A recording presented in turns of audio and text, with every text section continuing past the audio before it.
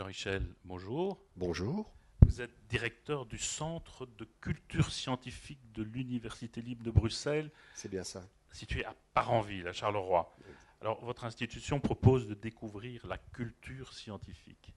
Essayez de nous dire, c'est quoi la culture scientifique? La culture scientifique, c'est effectivement, finalement, cet ensemble de démarches, de connaissances, d'appropriation de la réalité qui s'est mise en place, finalement, peut-être depuis la nuit des temps, par l'homme, pour dominer la réalité dans laquelle il se trouve. C'est ça, finalement, la démarche scientifique. C'est une démarche que tout le monde pratique, parfois un petit peu comme M. Jourdain, naturellement, depuis l'enfance, et puis on le rend de plus en plus systématique lorsque l'on devient effectivement scientifique. C'est vraiment cette approche de la réalité qui nous entoure. Peut-être aussi, je dirais, l'un des leitmotifs sous-jacents de l'approche scientifique, du scientifique, est quelque chose qui intéresse l'ensemble des humains, qui est de dire que le scientifique, lorsqu'il commence à travailler, on ne lui fait pas signer un contrat, je dirais, moral, mais en fait, il y en a quand même un qui est là derrière, qui est celui d'expliquer la nature par des moyens naturels. Et je pense que cette démarche vis-à-vis de la nature et vis-à-vis de la réalité, c'est une démarche qui est vraiment très potentielle à des tas d'autres niveaux en tant qu'individu dans la société. Alors, votre centre a différentes salles, différents types d'opérations. Vous pouvez un peu décrire ce qui s'y passe? Oui, effectivement, nous sommes ici, vous parlez souvent de musée. Il fut un moment, au moment de sa création, où le Centre de culture scientifique s'appelait Musée des sciences et des techniques. Mais on n'a pas conservé ce nom parce que, à proprement parler, un musée est un lieu où il y a des collections.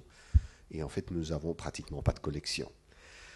Mais nous avons des activités qui sont ouvertes au public, qui accueillent du public, beaucoup de public scolaire, mais aussi le grand public, pour des expositions. Et c'est une des activités principales, la plus visible probablement de l'extérieur. Ce sont ces expositions, quelques expositions permanentes, mais des expositions temporaires qui changent régulièrement. Et puis alors il y a également tout un autre pan d'activité, mais qui est vraiment très important, qui c'est celui d'ateliers scientifiques, où le public, de nouveau beaucoup le scolaire, mais c'est ouvert à tout le monde et tout groupe qui souhaite faire un atelier peut venir pour le faire, et met les mains à la pâte, selon l'expression, et rentre dans le travail de la compréhension par la pratique. Alors, je demande parfois aux gens d'amener un objet qui symbolise. Vous avez apporté quelque chose. De quoi Oui, s'agit-il? oui, effectivement, j'ai apporté cet objet. Probablement que certains pourront le reconnaître comme étant, on va dire, de l'ADN. Bon, j'aimerais préciser. Ceci n'est pas de l'ADN, comme la pipe de Magritte n'est pas une pipe. Ceci est un modèle d'un morceau d'une molécule d'ADN. Alors, lorsque je dis modèle, j'insiste sur le terme parce que c'est un des points importants. Le scientifique travaille avec deux modèles, en fait, comme nous travaillons toujours avec des modèles dans notre tête. Et ceci est une concrétisation d'un modèle dans notre tête. Parce que l'autre aspect, c'est que cet objet représente quelque chose que nous ne pouvons pas voir. Nos yeux sont incapables de le voir, et même pratiquement les Ça outils. s'est agrandi combien de fois? Ouf, là, c'est une colle. Même pour moi qui connais. Non, c'est Donc on est dans des millions de fois, probablement. Non, je n'oserais pas le dire. C'est une bonne question, mais c'est vraiment beaucoup, beaucoup.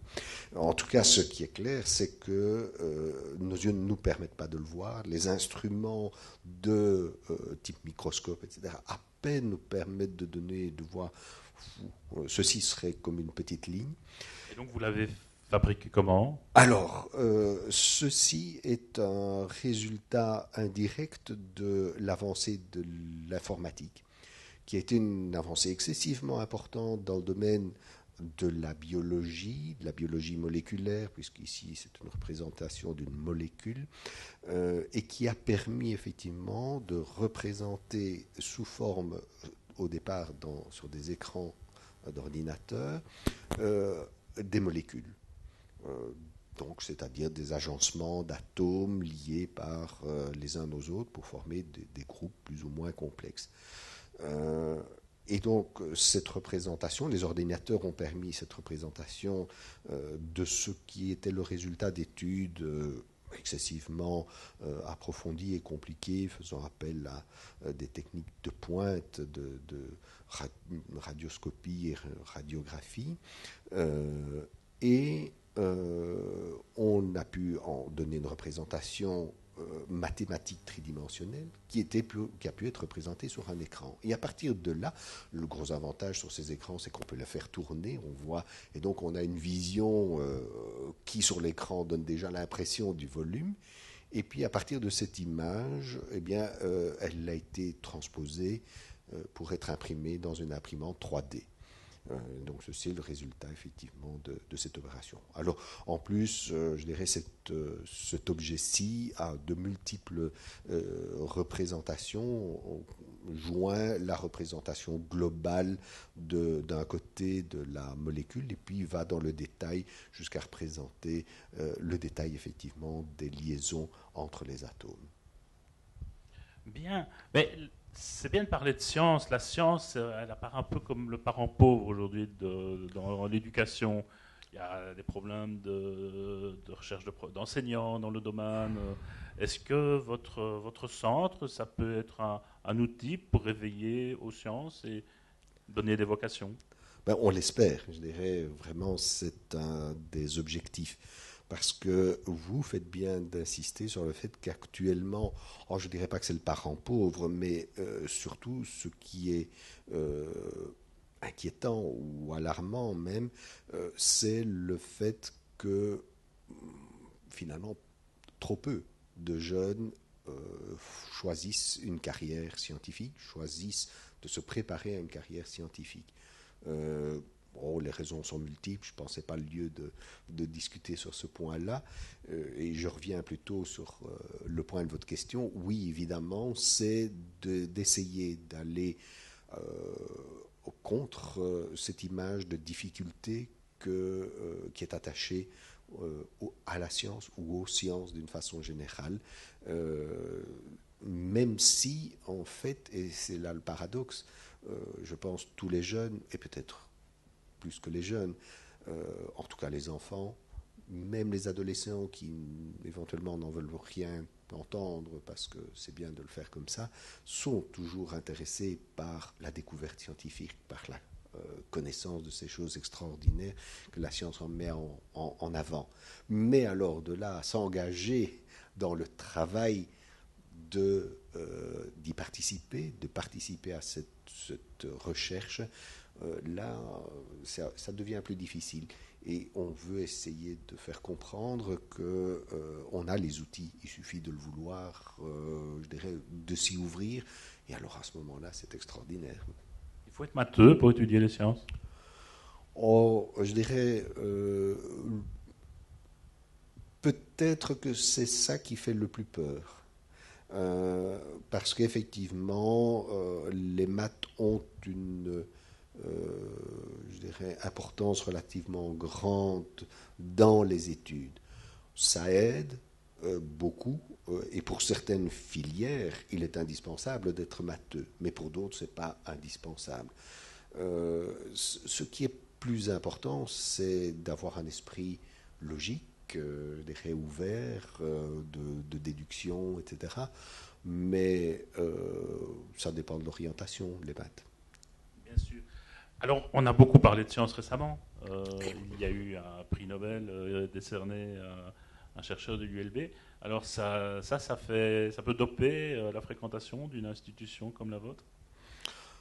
Euh, je dirais certainement que cela peut jouer. Je dirais, on verra et on l'espère. Surtout, je dirais, c'est une très bonne occasion de mettre en lumière le travail qui est réalisé par les chercheurs.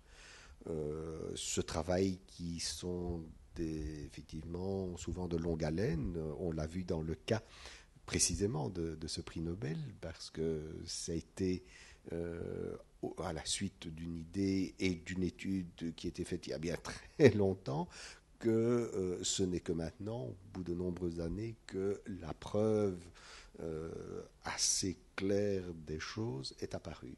Et donc ce travail qui peut être long, c'est important de le mettre en évidence. L'autre chose qui est intéressant aussi dans le cas de ce prix Nobel, c'est que c'est le résultat aussi d'un travail conjoint d'un très grand nombre de scientifiques. Donc d'une part, des idées qui sont nées à deux endroits différents à peu près à la même époque, ça c'est une chose, puisque effectivement on parle surtout dans le nom qui est peut-être le plus répandu, c'est le boson de Higgs, qui met en évidence un chercheur, Monsieur Higgs. On parle de temps en temps aussi du boson de Brout-Engler et Higgs, qui mettent en évidence deux autres chercheurs qui, eux, étaient effectivement ici à l'ULB. Et ces deux-là, ces trois-là ont travaillé sur le sujet et ont avancé la même hypothèse en même temps. Ça, c'est une chose. Et d'autre part, bien sûr, ils avaient avancé leur hypothèse sur base de travaux qui avaient été faits par de nombreux autres chercheurs. Tous ces modèles, le modèle standard dont il est question. Et puis, maintenant, il a fallu mettre de très, très, très grands nombres de chercheurs au CERN ensemble pour arriver à prouver et à trouver effectivement que ce boson existait, oui, effectivement. Alors, vous êtes un peu atypique dans notre réseau de musées, dans nos 84 musées gratuits le premier dimanche du mois. Vous nous avez rejoint fin de l'année dernière, si je me rappelle. On va faire la fête de la gratuité chez vous au mois de décembre. Vous pouvez un peu parler de ce qui va s'y passer? Oui, certainement. D'abord, on va prendre l'occasion de cette fête de la gratuité et de l'ouverture et du focus qui sera mis sur notre musée et sur notre centre en parlant précisément du boson. Nous allons mettre là une conférence, des lieux pour des informations sur les différents aspects, les aspects de la mécanique quantique qui est le cadre dans lequel le boson se situe, mécanique quantique qui est particulièrement étonnante et troublante lorsqu'on commence à se plonger dedans pour ceux qui ne sont pas des physiciens, et même il se fait que pour les physiciens, c'est même aussi très étrange lorsqu'ils veulent le voir en tant qu'humain. Nous mettrons en évidence des informations sur les différents aspects, comment on y est arrivé, des expériences qui le montrent, des vidéos, etc. Donc ça, ce sera l'occasion, je dirais, il était normal que le Centre de culture scientifique mette ce point en avant à cette occasion-là.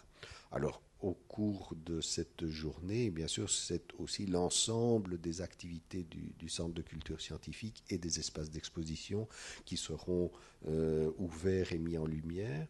Je l'ai dit, nous faisons des expositions temporaires. L'exposition actuelle est une exposition qui s'appelle Géo en Entre-Sambre-et-Meuse. Ben oui, Parenville est au sud de Charleroi, est à l'entrée de l'Entre-Sambre-et-Meuse, au nord de l'Entre-Sambre-et-Meuse, et voulant faire une exposition de géographie, nous avons pris cet espace intéressant, riche et multiple pour l'aborder sous les aspects de socio-économique, usage des sols, transport, géographie administrative, qui sont tous les aspects que les géographes abordent.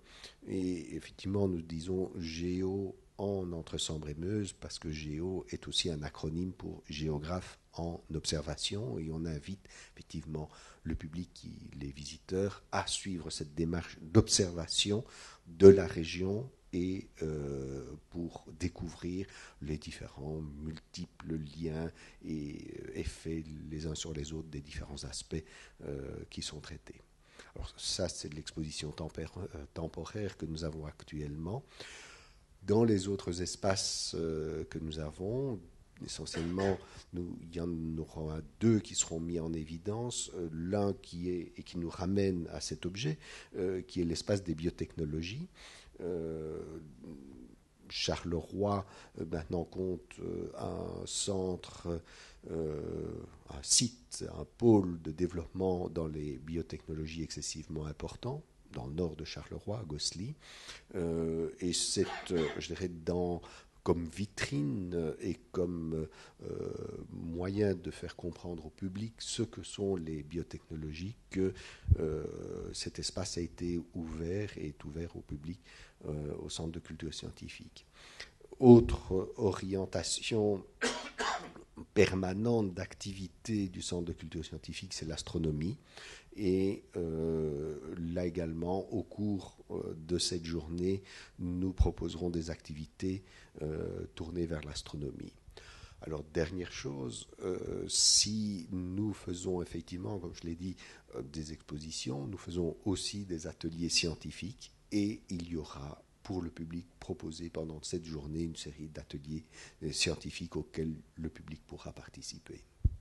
Astronomie, géographie, biodiversité, biotechnologie, ateliers. Oui. Il y a effectivement beaucoup d'activités qui semblent se profiler pour le dimanche 1er décembre. Mais pour terminer, vous, à titre plus personnel, en dehors de ce métier dans les musées, dans la culture scientifique, vous vous intéressez au musée? Oui, certainement, bien sûr.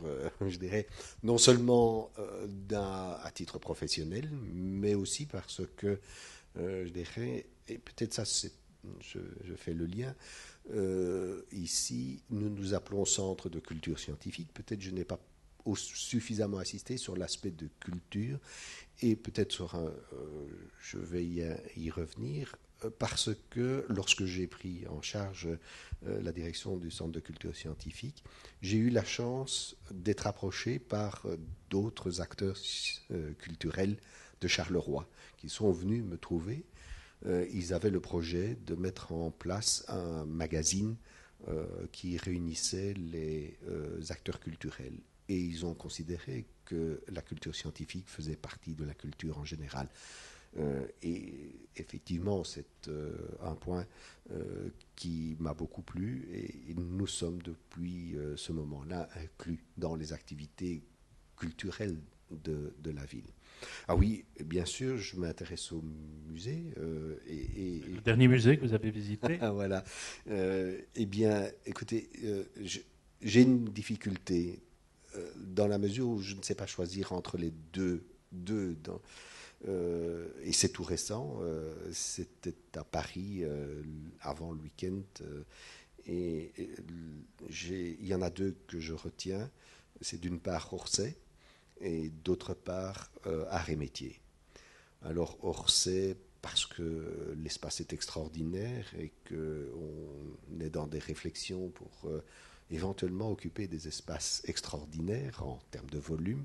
Donc là, il y avait l'œil de comment est-ce qu'on fait pour être dans un espace aussi grand que ce grand hall de la gare d'Orsay.